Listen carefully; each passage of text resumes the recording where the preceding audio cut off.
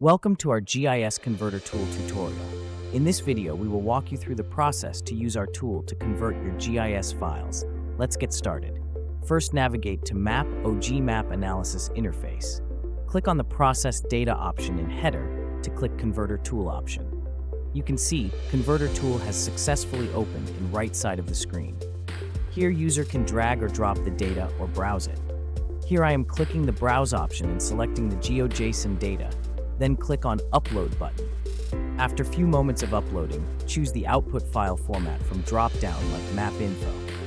At this point, you can also set the CRS to make sure your data aligns perfectly with the needs of your spatial analysis. Lastly, click on Convert File option. Here you can see your GeoJSON file has converted to MapInfo successfully. If you want, you can either download the file or convert another file.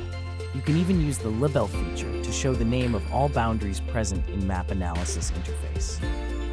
Thanks for joining this comprehensive guide. Got queries? Contact us at support@mapog.com.